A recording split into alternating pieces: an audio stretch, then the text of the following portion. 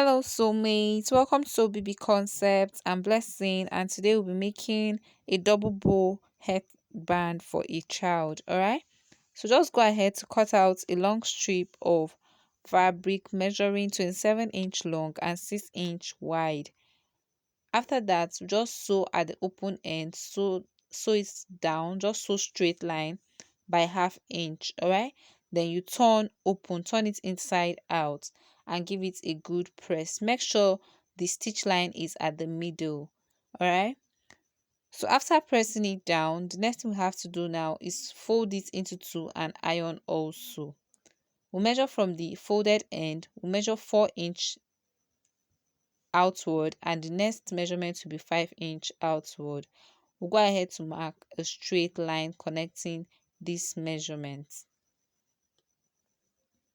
Please subscribe to this channel, turn on the notification bell so you see more valuable content when we post them. Remember to give this video a thumbs up if you find it helpful. Thank you. It's absolutely free, just the way to support us. We've gone ahead now to stitch on the lines we mark, just a straight line across, and we're going to measure it to reconfirm the measurement. So the first box we stitched was 4-inch and the next was 5-inch. Using the crease line as a guide, we'll open it up at the center and open up the second box too as the center. Then the third, we'll just open it up like this. Then we'll iron it to keep it in place. Alright. Now we're going to use our hand needle to tack it and stitch like a gather, like just stitch it loosely, just like a gather. Alright.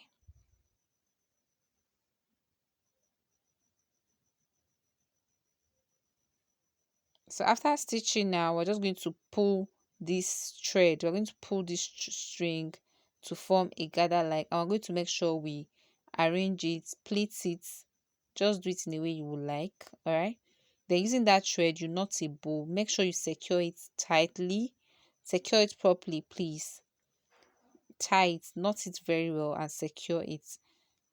All right, it's very important. Ensure you are arranging it as you're doing this as well. Then we'll go ahead to mark out a strip of 6-inch long and 3-inch wide and cut it out. We're going to use this to cover the thread. All right, so just sew at the open end of the length. So we've gone ahead to sew it down. Now we'll turn it inside out. All right, so just iron it flat. Ensure the sewn end is at the middle of the line.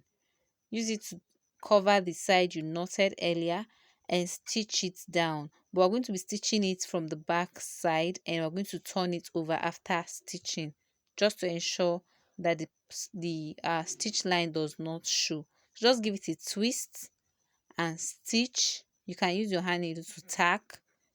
After stitching, then you can cut off the excess and turn it over. All right, see the way I'm turning it over, just to ensure that your work is neatly done. Don't forget to give this video a thumbs up if you enjoyed this video, and also subscribe to this channel to support us grow. Alright, so that's all with this part of the headband. We're going to go ahead to do the elastic part of it. For the elastic part now, we're going to just measure 3-inch wide, a width of 3-inch, and a length of around 17-inch. All right, so we're going to go ahead to stitch on the open end, then turn it inside out. So 3-inch by 17-inch, the length is 17 and the width is 3-inch. All right, so just turn it inside out. Just look for something. If you have a turner, it's better. If you have anything you can turn it, you just turn it out. Then iron it flat. Ensure that you iron the sewn line in between. The stitch line should be in the center. So after ironing it, you measure out an elastic band, 1-inch elastic band of 9-inch length. Between 8 and 9 inches is perfect for this.